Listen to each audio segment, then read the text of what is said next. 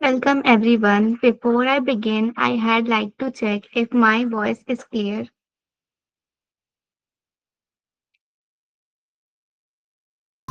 Yes, it's clear, Shagun. My name is Shagun Singh, currently pursuing BA LLB from Shambhaza Law College. Alongside, I am currently working as an intern under Kant Legal Educational Foundation, and I, on behalf of Kant Legal Educational Foundation, welcome you all to this insightful session of our organization. Thank you everyone for joining us. It's wonderful to see participants from different law colleges and universities across India. This is a one day international workshop on mastering legal and regulatory compliance organized by Kant Legal Educational Foundation. Dear participants, before we begin with the session, I request you all to kindly drop your names and colleges in the chat box.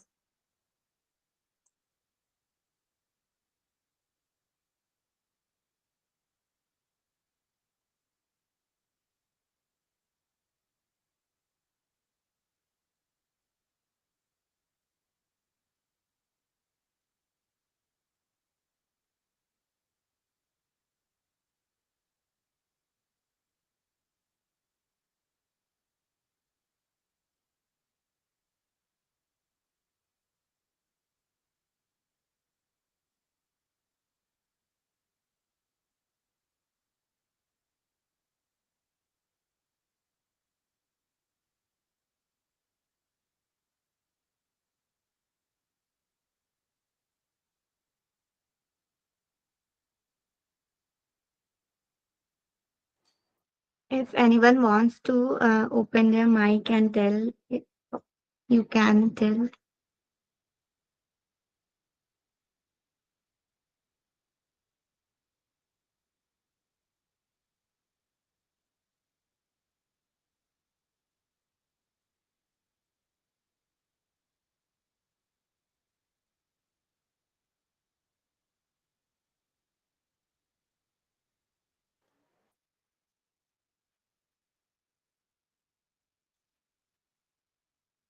Okay, so it is great to see everyone here from different parts of the country.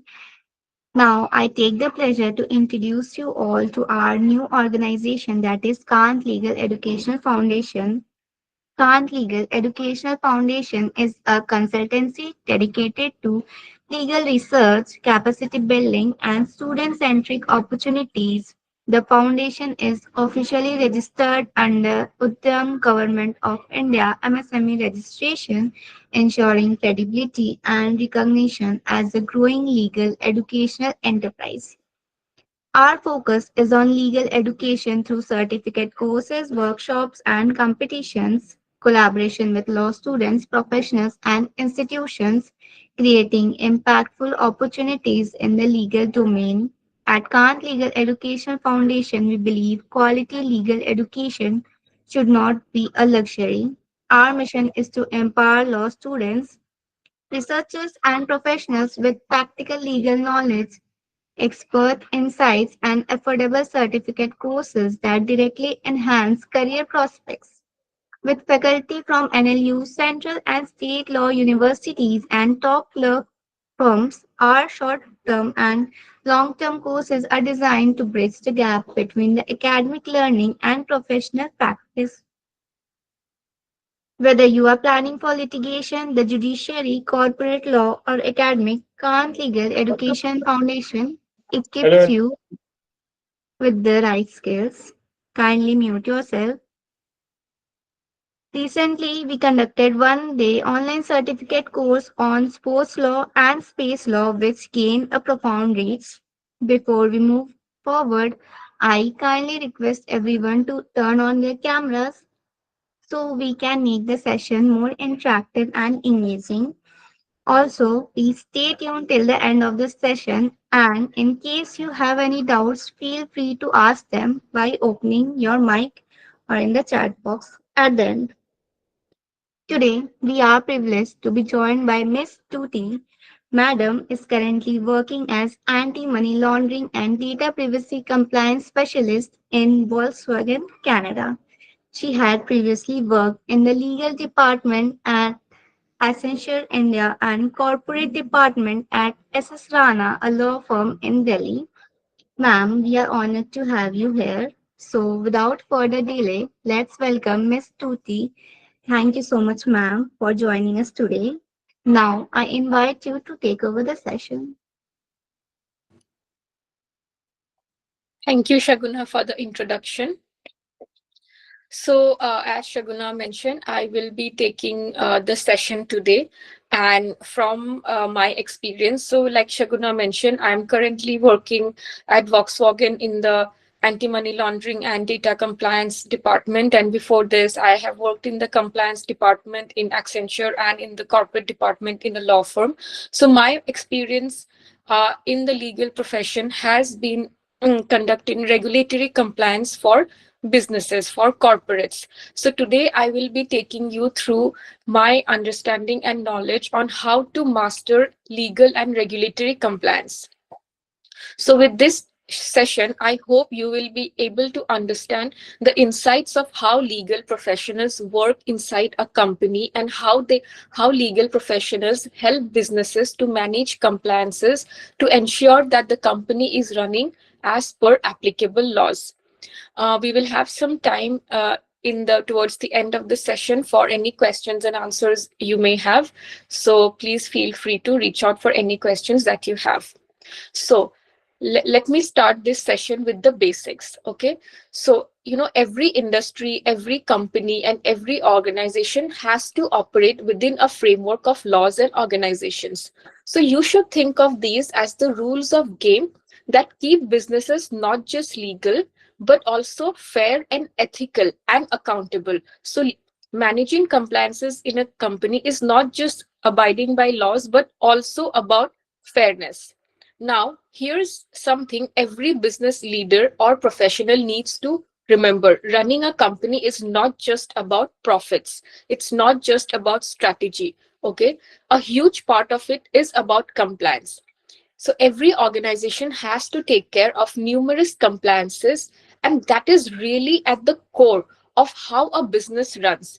You see, when you join a company, compliance is everywhere. It's in every nook and corner of an organization's daily activities. So I'll give you an example. So, there's data privacy compliance on how data is being collected from their employees, from their customers, and how this data is being stored and used. So, there's data privacy compliance in place. When you apply for your internships and when you apply for your jobs, you send emails to the HRs with your CVs, right? The CVs may schedule calls with you for interviews. If you crack the internship or the job, the CVs will onboard you to the company, right? Do you know even these kinds of activities are regulated? There are actually recruitment laws in almost all the countries in the world. So HRs have to take care of these small recruitment compliances while managing these activities. Then there are employment compliances, obviously, around fair labor practices. I'm sure you all know about IPR compliances on how a company should protect their trademark, their logo, and their content if there's any content writing involved. And then these are just general compliances. Depending on the company that you work at, you know, uh, the scope of compliance may expand. Let's say you're working for a food business or a restaurant or a food manufacturing industry, then there are food safety laws to be taken care of. If you are working for a pharmaceutical company, India, for example, has stringent pharmaceutical laws that you'll have to comply with. There are many laws relating to drug and clinical trial regulations. I'm sure a lot of you are IPL fans and you know about Dream 11, the online gaming company. Online gamings are on the rise, not just in India, but all over the world. So if you join a gaming company tomorrow, you'll have to comply with online gaming laws. And let's say you work for a manufacturing company, like a company which manufactures tires, maybe then there are a whole lot of environmental and workplace safety requirements to be complied with. So I'm giving you these examples to show you that working as a legal professional is not just abiding to one set of laws or one set of compliances, but a lot of different compliances come into the picture. So managing these compliances effectively is essential to operate responsibility, avoid legal risks, and maintain credibility. So in short, I would like to tell you that understanding and managing compliance is not optional. It is what is actually keeps a business running smoothly, legally, and like I mentioned before, ethically, right? So what I'd like to tell you in the end is, end of this part is compliance is not just about ticking legal boxes. Here you have to do more in it. You'll have to build a culture of integrity and responsibility in the company. For example, I'll give you an example again. You know, data has become one of the most valuable assets in the world today. Like, you know, few decades back, they said oil was the most valuable asset. Now they say data is the most valuable asset, right? You constantly use social media. You constantly use different company websites, shopping websites throughout the day, right? And these companies are constantly collecting, storing, and using your data from customer details to business analytics. So think about it. You are sharing your information almost on an everyday basis on food delivery apps or shopping websites or banking applications. Even when you simply just visit a website, some amount of data may be collected. So you see, that is why it is so important for companies to have strong data privacy compliance. So I would like to bring the point that I said, that it's not just about ticking the legal boxes. It is about ensuring that a company manages your data ethically and responsibly. So it's not just about avoiding the fines. It's about building trust with the employees, not just with the employees, with their customers and with their vendors, stakeholders. Like, just imagine if your favorite food delivery app leaked your personal data, right? You would lose confidence in that app. You would never use that app again. So it is very important for the company to act ethically. So when an organization truly understands the laws that impact its operations, whether they relate to privacy laws or labor laws or finance laws or safety laws, it is better prepared to make informed decisions, protect its reputation, and uphold high ethical standards. So, like you saw, joining a company as a legal profession involves managing compliances from different sets of laws and maybe from different sets of companies if you are working for a multinational company. It may sound overwhelming, like how to keep track of these laws and how do we know all these laws in so many different areas. So I will take you through the steps which will help you understand how we achieve this, how we understand how to manage compliances in a company. So the first step is understanding the laws. Okay. So the first step to becoming a legal and compliance professional is understanding that while there are countless laws across industries and across country, you don't have to memorize them all. You don't have to know all the laws on the tip of your fingertips. Okay. The key skill lies in identifying the applicable laws, in identifying which laws apply to your company's specific activities and ensuring these laws are followed. Throughout my session, I will give you some examples so that you can relate on your, everyday activities. So how do you understand the laws? So the first step is you will have to determine the applicable regulations. That is, you will have to see which company you are working for, which services that company is providing, and identify what laws are applicable to that service. Okay.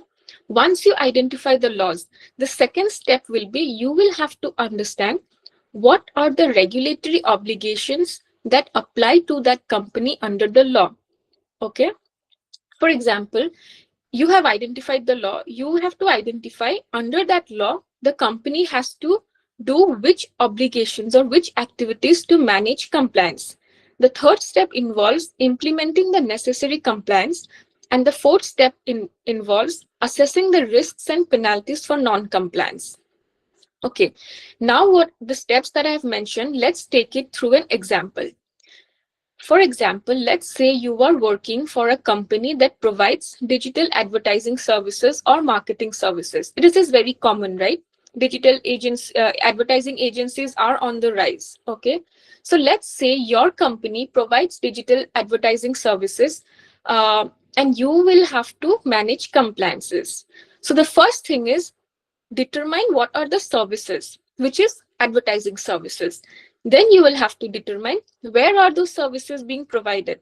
Let's say in this case, your company or your agency provides advertising services in India and in the UK. Okay. So what is the next step?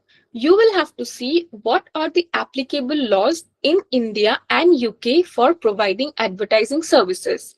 So for example, in India, you will identify, just theoretically, I'm not like giving you exact laws, but theoretically in India, the relevant laws for advertising would include the Advertising Standards Council Code of India, then the IT Act, because IT is an important part of digital advertising companies, then the Consumer Protection Act. So these acts regulate online conduct and misleading advertisements.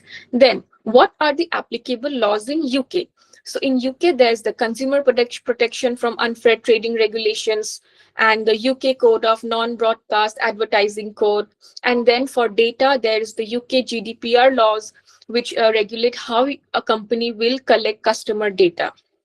So the first step, we have identified the laws in UK and in India. Then you will read through the laws on what your company has to do under these laws to maintain compliance. One tip that I will give you is always try to read the direct context of the law. Do not read, I mean, you can read third party websites, third party articles to maybe better understand the law, maybe have a better grasp of the law, but try to always refer to government sites for authentic information and refer to the legislations. That gives you like first hand information on what the regulators are actually saying. Okay, so you will read these laws and you will find that under these laws, what a company has to do is things like ensure and advertisements are truthful and not misleading, and advertisements are respectful of consumer rights, that advertisements should collect and use personal data only with consent. Okay, so these two steps we have done. Identify the laws that apply to you. So you are working for an advertising company. So the advertising company provides services in India and UK. So you have identified the applicable laws under these two countries, and you have seen what are the obligations under each of these laws. That is basically not to provide misleading advertisements, or there's a Data Protection Act that applies because companies are constantly collecting data. So data protection acts come into picture. Okay, the last thing which I mentioned was knowing the risks and penalties. This is very important. I will tell you in my second step why. But yes, you will have to always, whenever you find out the applicable laws and regulations, you should know what are the consequences of non-compliances with these regulations. You will find this easily in the legislations, right?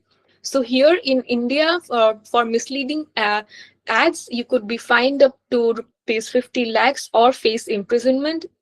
Similarly, in UK, for let's say out of all the laws, if you breach GDPR, which governs data protection, a company could face fines up to very high amounts like 17.5 million pounds or 4% of the global turnover, which is a big amount. So here we have completed the first part of managing compliances, that is understanding the applicable laws and the obligations under it.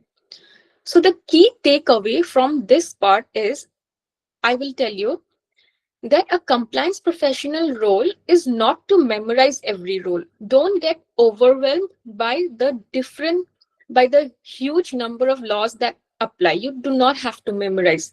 What you have to do, what you have to develop the skill on is that to accurately identify the law, to interpret the law and apply those legal requirements into the business. Okay. Now once that you have identified the laws, let's move into the second step, which is translating the legal language into business friendly language. Personally, I feel this is the most important and challenging part of a compliance and legal professional working in a company. As compliance professionals, our role goes beyond understanding laws and regulations. It's, once you understand the laws and regulations, we have to translate these complex legal requirements into practical business friendly guidance that our team can easily follow. Okay, this is a very critical part, and it is very different from our counterparts, from our colleagues who are practicing in courts. So, in courts, you are surrounded by legal professionals. You are interacting with fellow lawyers, and you are presenting your case in front of the judge. So, you are using legal jargons, legal language, extracts from legal books, right? So, but as a compliance and legal professional, here is where your role is completely different. It's not just knowing the laws and presenting them, because as a compliance professional, you are working with different teams in the company, maybe with the marketing team, maybe with the HR team, maybe with business teams, uh, with different IT teams. Okay, they are non-legal people, they are business people, they do not understand legal language. So you will have to break down these complex legal language into everyday usable language for them. You cannot present the regulatory obligations under a law as it is. You will have to simplify it for them. So the goal is not to overwhelm the business with legal jargon, but to help them understand what they need to do and why it matters. So it is very common to say in the compliance world that business and legal teams in a company are partners. And we need to work closely to ensure that compliance is integrated into everyday operations. And very honestly, from my experience, I will tell you that business teams may view these compliances as an extra layer of steps or red tape in their day to day function, which is true because they have to do a certain number of more steps to manage these compliances. For example, let's say again, in the case of data collection, you have to, as per data privacy laws in a lot of countries, before collecting customer data, you have to conduct a privacy impact assessment, which tells the regulator that how data is being collected, what is the purpose of data collection, what data is being exactly collected, what are the sources of collecting data, what is the retention period. So these are extra levels of steps and extra documentation that companies have to maintain. So businesses may view compliances as extra steps for them. And when that happens, and that is definitely going to happen, so it is our job to explain the real world consequences of non-compliance. This is where knowing the fines or the non-compliance consequences under a law helps. When you tell the businesses, when you explain it to them in good business friendly language, that you see, if you are, I know this compliance is very heavy, there are a lot of steps involved, but if you don't follow these compliances, our company could face fines or could face sanctions, and it could lead to reputational loss of the company, right? So they understand. This is when they understand that compliance is necessary and non-compliance can have serious results. So once our business partners understands the why behind the compliance, compliance shifts from being seen as a burden to being seen as a smart risk reducing why not. So it is very important to have constant good and clear communication with your business teams. So once the business has understood why compliance matters and accepts it as part of operations, it is our duty to present these requirements in practical business-friendly formats. So the first step you did was explaining to business why compliance matters, and non-compliance could lead to what? That is serious fines or imprisonment or sanctions, right?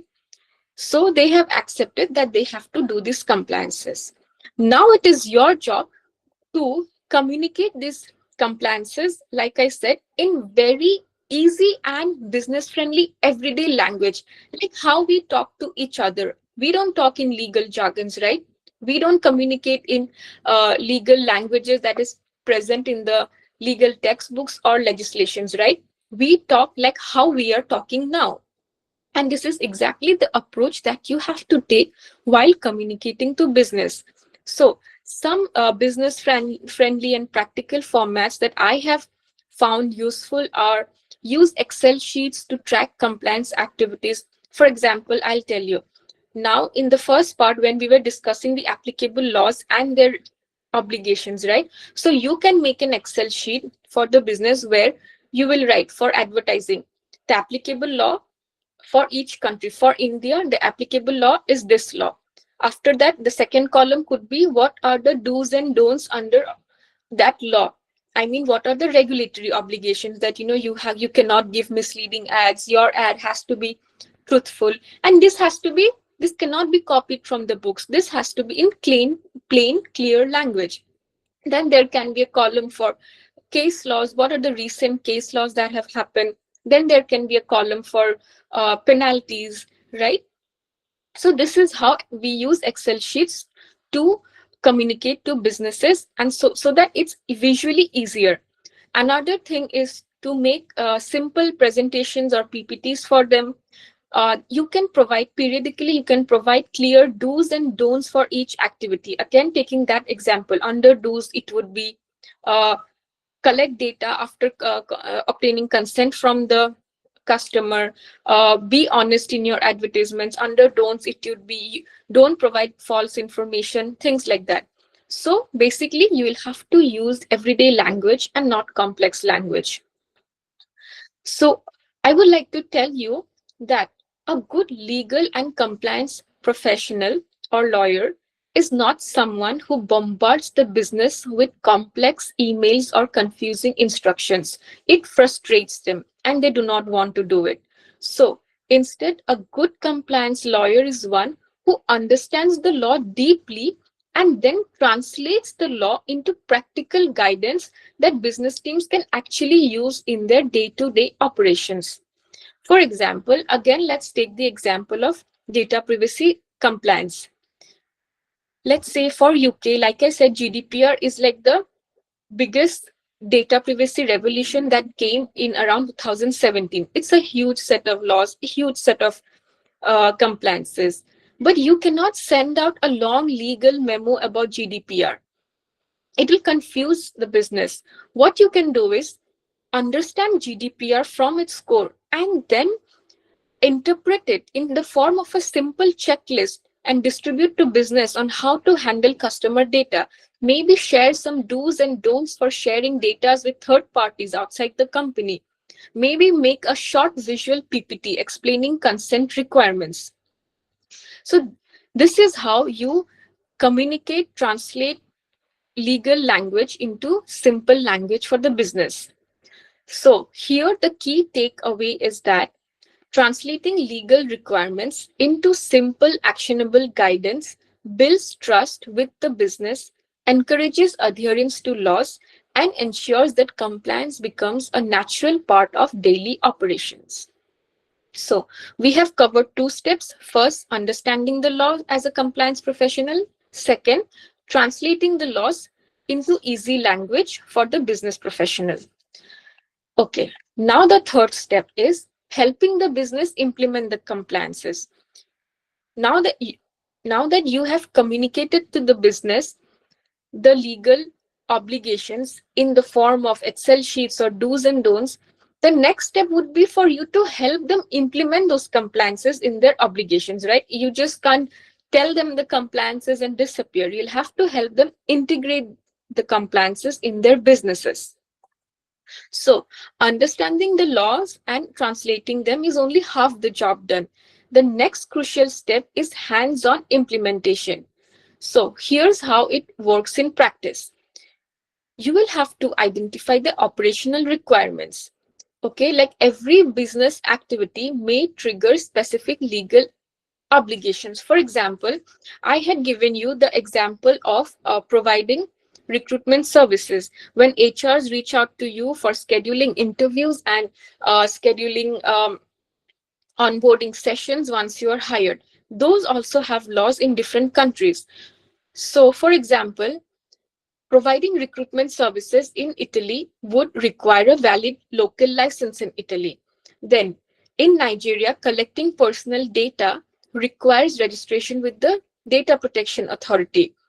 Cybersecurity services, which is an upcoming field, there are new laws being implemented in the world, and Singapore is one of the countries which is very ahead in this. And to provide cybersecurity services in Singapore, you need a specific regulatory license. So you see, these are the kind of things that you will identify as a compliance professional, that to do these activities you need some licenses or registrations. So you will help the business obtain these necessary license and approvals. So you will closely work with business teams to secure these licenses or registrations. This will involve understanding the requirements, preparing documentation, submitting application, and coordinating with regulators. So practically, I'll tell you how this is done is, let's say you'll have to obtain the recruitment license in Italy. You'll go to the regulator website, you will take out the forms, the licensing forms, you will need to fill up the forms.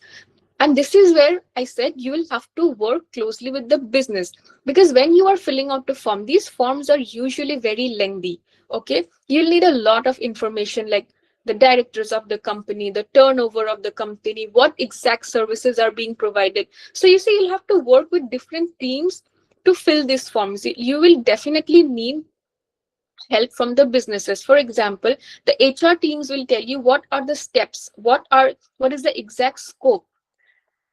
Maybe the entity or the CS team will tell you who are the directors, the current directors of the company, and uh, the turnovers of the company. The finance department will help you make payment of the license fees. There's a license fee always involved. So you see, you'll have to work with these different departments to actually obtain a license. Okay, then obtaining the license is not the end of the story. You will have to maintain the license. What I mean by that is, a license is never, usually it's not forever.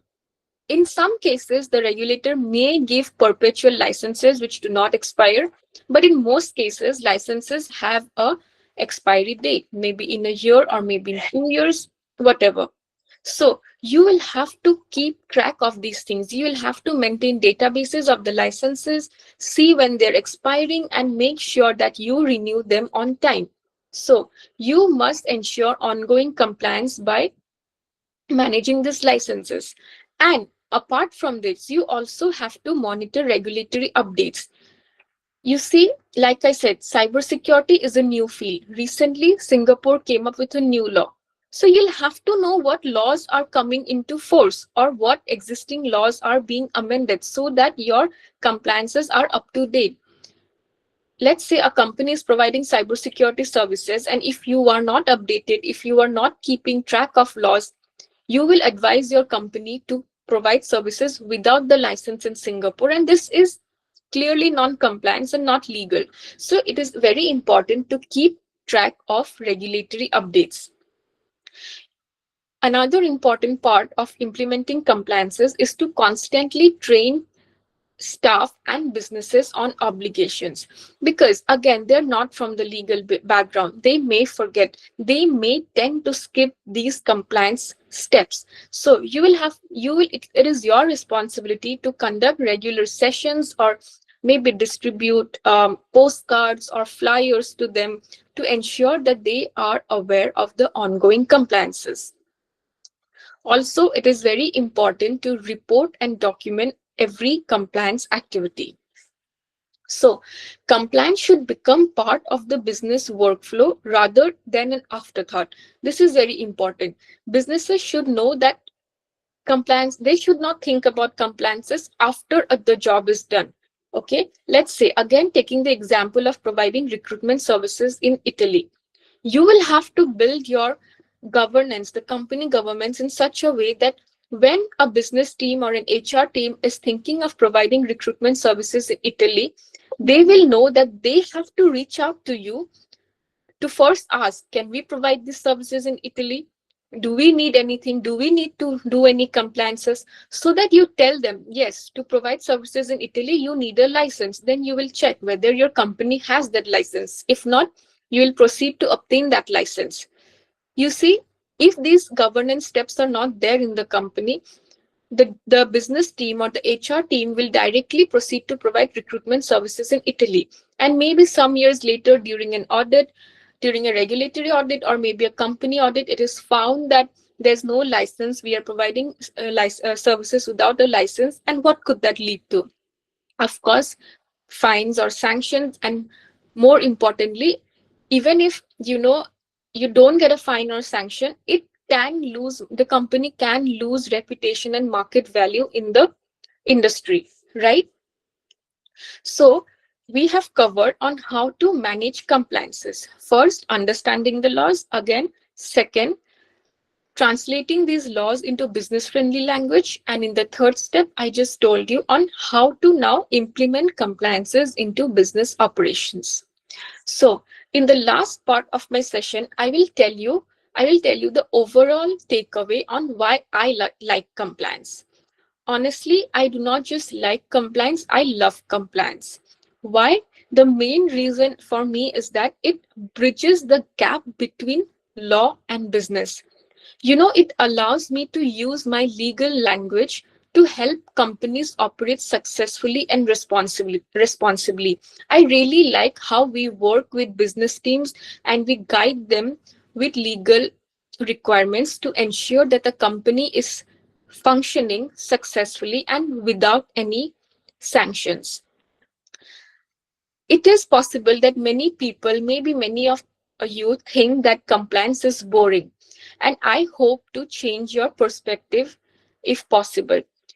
One of the aspects of why compliance is so exciting, why I find it exciting, is that it is not just about learning laws. Obviously, that is a huge part. You get the exposure to learn different laws in different industries in different parts of the world. Okay, like today you are learning pharmaceutical laws in India. Tomorrow you are learning cybersecurity laws in Singapore and Malaysia.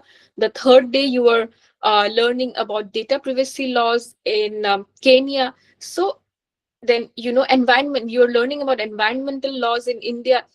Like, for example, if you're working for a company, let's just say a manufacturing company where there's lots of waste. Okay, so just for the waste, you'll have to look into different regulations. For example, you'll have to see the standard Air Pollution Act and Water Pollution Act.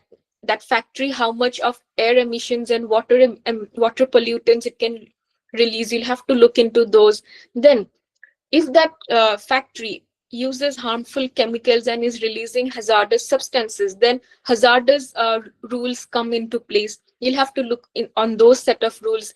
Then let's say it's a company, a factory can have injuries, right? There will be first aid boxes, there will be minor injuries.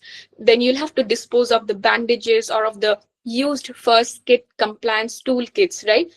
So these come under biomedical waste. So how these biomedical wastes are to be managed? So just waste regulations are a different world of their own, right? I'm not even talking about the entire laws applicable on the factory, not the factory rules or the Employment Wages Act.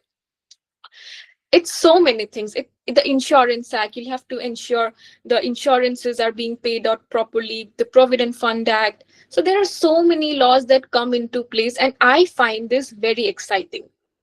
And like, again, this is not just about learning laws, it's about understanding the business operations and how to apply the law in practical ways that make a business succeed.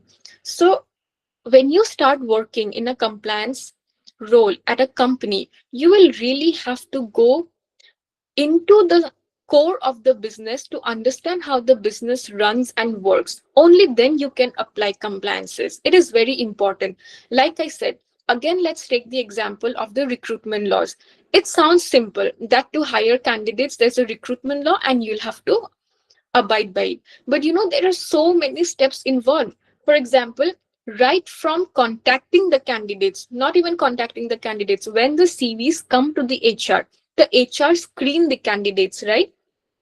Even that screening the candidates has some compliances. It screening of candidates can require licenses in some companies. So you'll have to understand each step what the HR is doing. First, they're screening the candidates, screening the CVs which are to be selected. Then they will schedule a call.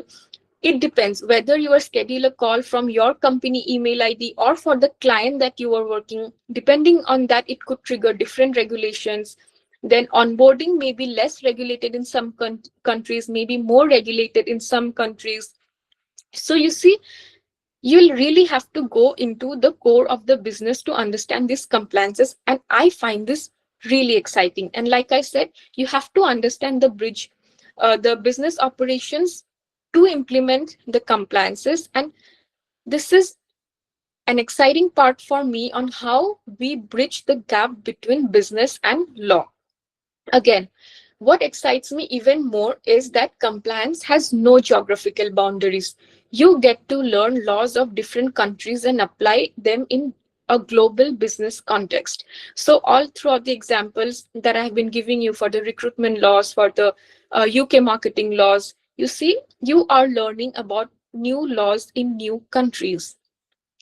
And you will also have to work with regulators from different countries. For example, again, I'll bring back the example of the cybersecurity license. So, like I said, Singapore is one of the countries which was one of the first countries to have cybersecurity regulations. Another country is Malaysia. Okay. So, in my experience, I was working on a project where my company wanted to provide cybersecurity services in Malaysia and in Singapore. So, what we had to do was we had to read the laws, and these are very new laws. Trust me, they are quite recent laws. So, we had to read these new laws. We had to understand the essence of these laws and then advise business. So, you see, um, we are getting to learn laws from different countries, and it does not end there.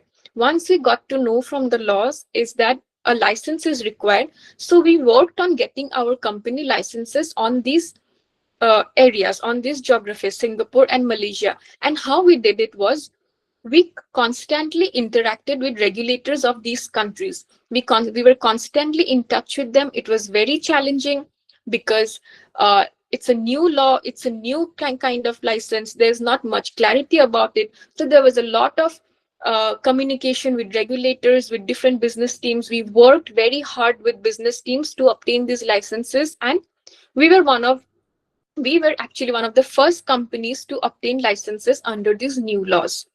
So, again, joining it to another point, another thrilling aspect of compliance is that it is always evolving. It is never constant. You have to stay updated on new regulations constantly and adapt quickly, which keeps the work dynamic and intellectually stimulating. You are always challenged. Your intellect is always challenged to constantly learn new laws or amendments to new laws, especially in areas like digital marketing. Like now that social media is taking over, marketing is changing in a way. There's no print media anymore, almost anymore.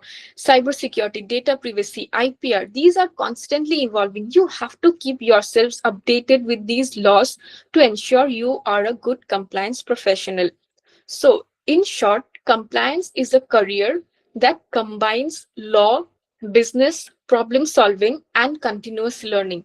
And that is why I love it. So this is the end of my session. So I hope it was helpful to you, and I'm open to any questions that anyone may have.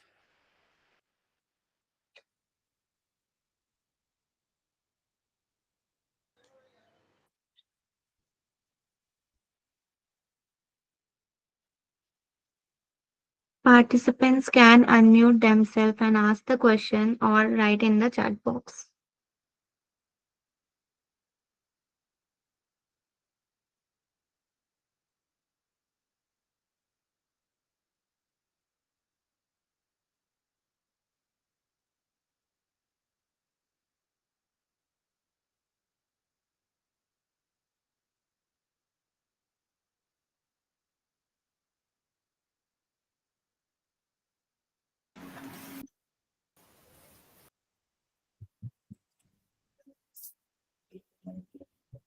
Good evening, myself Anup. I know. Can I please know what are the ways an employer can trust the company in terms of compliance? Sorry, what do you want to know how an employer can Uh, what the company? Trust the company in terms of compliance. Okay, so you want to know how an employer or employee can trust the company. Yeah, Uh, employee. so an employee, you mean a non-legal employee? Yeah, a non-legal employee. Okay, so see, if you think about it, a non-legal employee may not be aware of compliances, and if they are, this is a good question because there are some employees who may be proactively aware of these compliances, and they may look into uh, whether the company is compliant or not. And how a compliance professional, a legal professional, can do this is to have proper policies and procedures in place. This is a very important part of a compliance professional. Everything should have compliance policies, and this is something that is a very core uh, function that a compliance professional does. For example, let's say the employee that you're talking about wants to know about holidays or leave vacations and whether the company is compliant. How will he know? How is he making sure that it is in compliance? So as a legal professional, what you will do is you will make a proper policy on leave and vacation leaves, on how an employee can take leaves and vacation leaves, and this has to be in compliance with the applicable legal requirements, applicable laws, in maybe if it's in India, with India. Then again, let's say if a proactive, if a legally aware employee wants to know how data is being collected, so for that you will have a data collection procedure in place for the company. There will be a data collection procedure which will tell that what kind of data we are collecting as a company from our employees, what is the purpose for which we are collecting the data, how long we are keeping the data for, the retention period, so that employee can refer to this policy. And this is a very good question because it is very important for a compliance professional to constantly maintain, not just maintain, but update these policies as per evolving laws. In compliance amendments, it comes with your role that you will have to keep yourselves updated, like in all legal areas, right? Whether you are not just a compliance professional, as a legal person you'll always have to be aware of the updated laws. So you will have to always, maybe annually or biannually, update these policies so that employees can know how the company is being compliant. I hope I Thank have you. answered your question. Yeah, I got it. Thank you. I think there's another question in the chat. Shaguna, can you help me? I'm not able to open it. Yes, and there is one question. Sam Siron has asked, can you recommend, in your experience, what are things to consider for a career while pursuing a law degree? Uh, Things to consider while pursuing a law degree. Yes. Okay.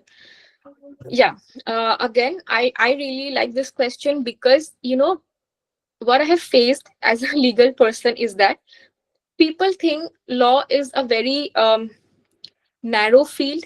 Like everyone knows, for engineering, people either do chemical engineering or mechanical engineering or civil engineering, and there are 10 different kinds of engineering. I think it's the same for law, right? It's not just a very narrow path. You can be a practicing lawyer, you can be a judge, you can be a compliance professional. In compliance there are like 100 different roles. You can be an IPR compliance professional, you can be a data privacy compliance professional, you can be a trademark or patent attorney, you can be an environmental lawyer. There are so many paths to take and it is confusing, right? So I think in during your law degree you will have some idea on which subjects interest you the most, maybe, right?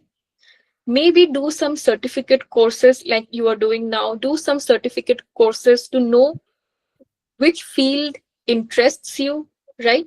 Because this will give you a better and practical understanding of how these laws work. Learning IPR in class and attending a certificate course from an IPR professional will give you very different perspectives, as in more insight. So maybe, while doing your law, you identify that these are your favorite subjects, the 5 different subjects, and then do certificate courses on them, attend seminars, know what they're about, keep yourselves updated with news and articles about amendments so that you know what interests you. Do a lot of internships. Don't limit your internships to just one kind, right? Like, don't just work in as an intern in a company, or don't just work as an intern in a firm or a court. Do everything. That is how personally I did everything to know what I want to do. And it is a experiment, right? Even after you pass law, you may not have a clear idea. Even now, I may not have a clear idea. It is with experience that you will get more clarity on what you want to do. It is an ongoing learning, I would say. Thank you, ma'am. No problem. Okay, ma'am. So we have one more question. Aishwarya Muthukumar has asked, in your experience, what are the most common compliance challenges multinational companies face when dealing with multiple jurisdictions, and how can regulatory professionals manage that effectively? Okay. Again, this is a question which is very relevant in day to day, in my day to day experience as a compliance professional. So, challenges in different maintaining laws in different regulations is there has to be a set form of processes in place. Okay, there has to be strict databases. You will have to maintain these laws in strict databases. Working in an MNC with operations in different countries will have a different lot of teams working, right? So what you have to do is you will have to streamline the process. You will have to come up with, like I said, policies, or, in the sense of streamlining, what I'm saying is that even if there are many companies, many people from different countries, different departments working in different jurisdictions, they will have to know that there is a policy that if we have to provide a certain kind of service, we will have to reach out to the legal team to get our services reviewed. So that is streamlining. Everybody has to reach out to you. Now your challenge is, how do you manage all these processes? How do you take care of laws in different jurisdictions? So you will have to come up with innovative ways to maintain Excel sheets, to maintain documents on how these laws are to be stored. You'll have to store these laws in the form of inventory in your system so that you can refer to them easily. Another useful thing that companies usually do is that they usually have outside councils or local councils in each country. So you are the point of contact for these local councils in each country, right? So different local councils in different jurisdictions, and you are the point of contact, you are the center point. So you will communicate with all, and you as the compliance professional will keep a centralized repository, a centralized document or a database of these laws, and you will have to track these laws. It is challenging, but that is what makes the job exciting.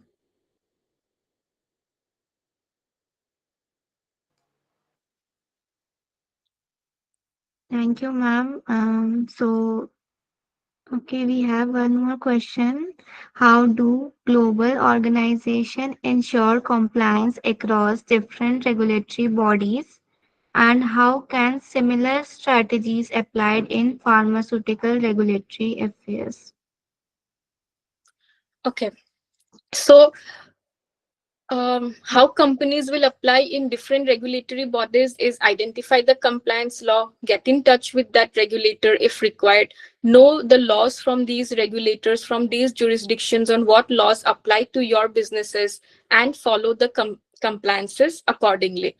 Then the second part of the question is pharmaceutical, right? So just apply the steps that I told you. Understand what the pharmaceutical services are, what services are being provided under pharmaceutical services. It's not like it's a blanket term, right? There could be a different kinds of services being provided. Identify the laws, that apply to your services when you are working to the pharmaceutical company. Under those laws, identify the regulations, the regulatory obligations, what your company has to do while providing these services. Then the next step would be work with business to make them understand what are these pharmaceutical regulations, what the businesses have to do not have to do. Then the third point will be implement these obligations into your business. For example, a lot of I'm not very experienced with pharmaceutical laws, but I am aware that pharmaceutical companies need to procure pharmaceutical licenses. So help the businesses obtain these licenses from the regulators. The DGCO is the regulator for this in India. So obtain the applicable license from the DGCO and help the business maintain these licenses. So even if it's, whether it's pharmaceutical, whether it's marketing, whether it's anything else, the steps are the same.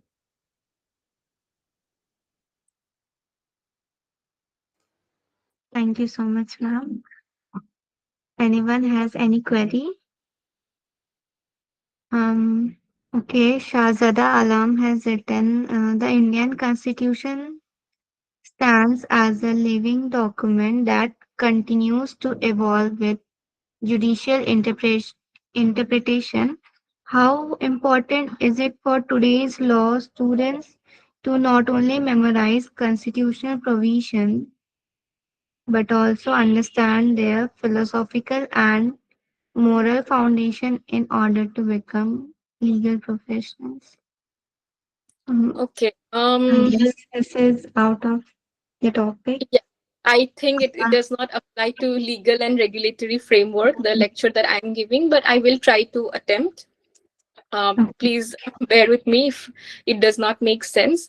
But um, yeah, for me as a compliance professional, obviously we do not have to learn the we do not have to learn the Indian constitution, but depending on the path that you are taking, maybe if you're maybe a human rights lawyer or maybe a civil lawyer, you might need to know the constitution. And it is always good to know the constitution, but practically in these areas, like in corporates, in compliances, in IPR, I do not personally think the knowing the constitution is necessary, but of course, you are more than welcome to know about it.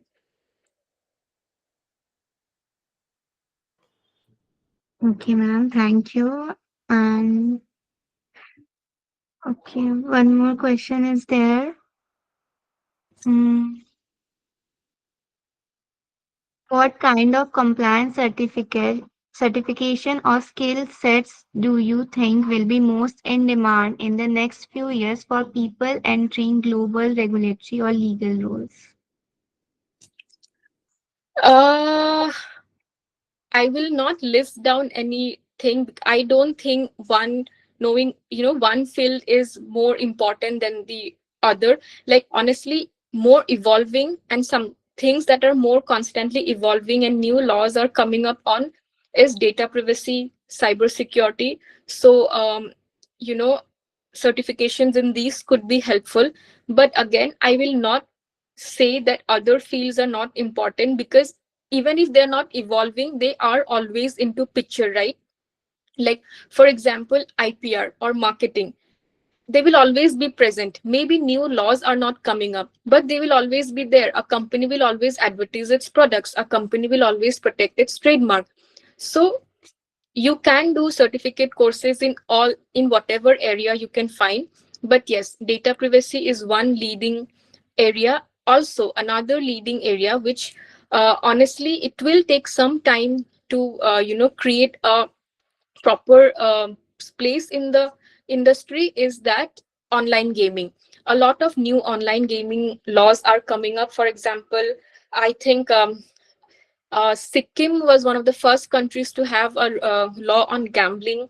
Then I think recently Karnataka came up with a online gaming or gambling act. I'm not sure, But online gaming is another evolving area and an upcoming area, especially with rise of these apps like Dream 11 and a lot of other of these apps are coming up.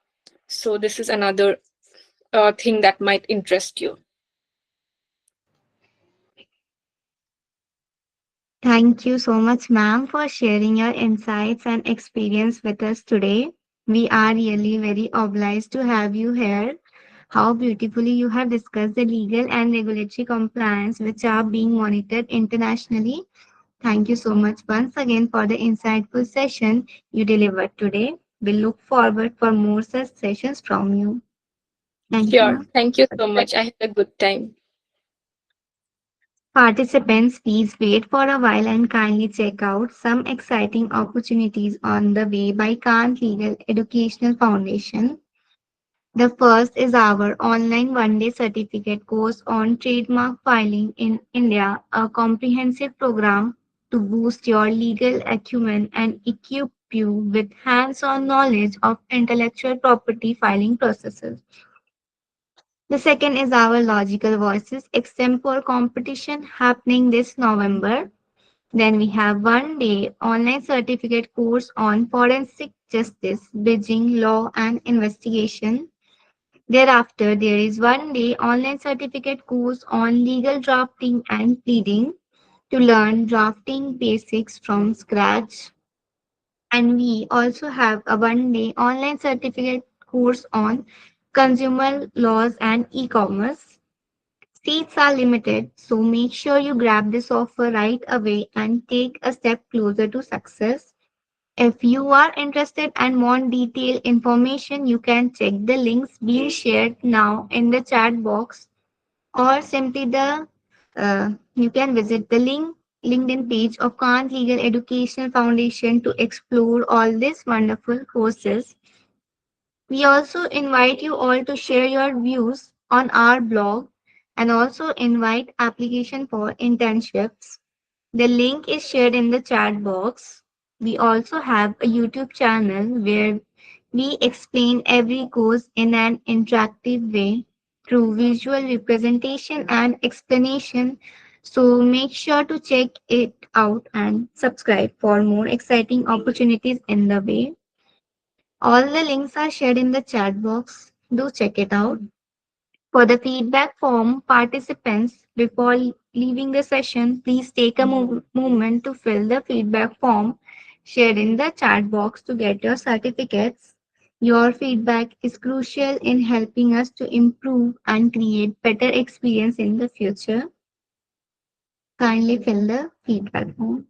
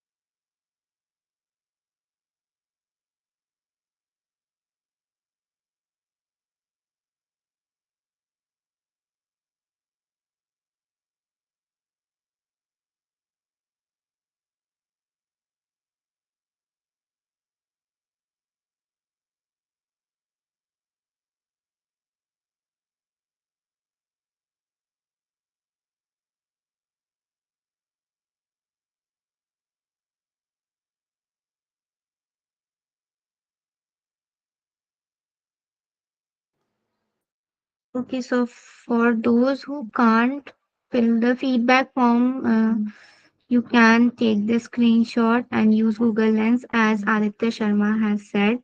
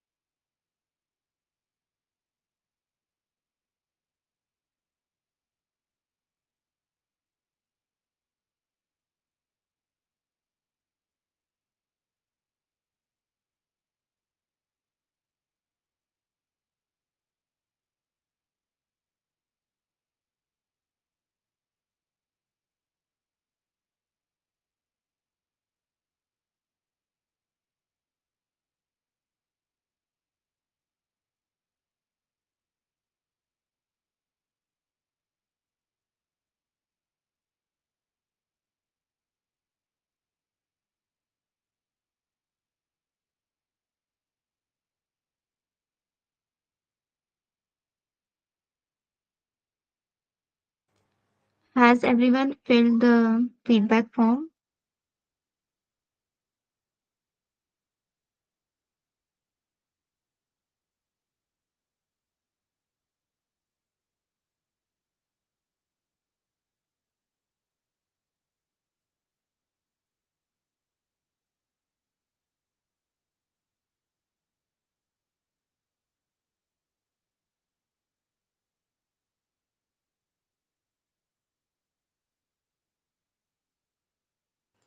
Okay, so certificates will be only provided to those who have filled the feedback form. Kindly do at the earliest.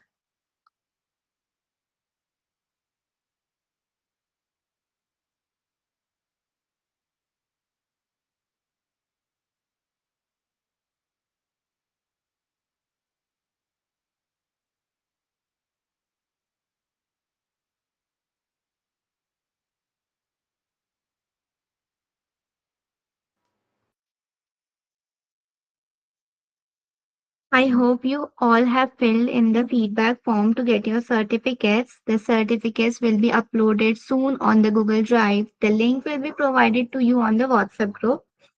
Thank you once again for joining today's session. Hope to see you all in the upcoming certificate courses and opportunities. Have a nice day. Thank you.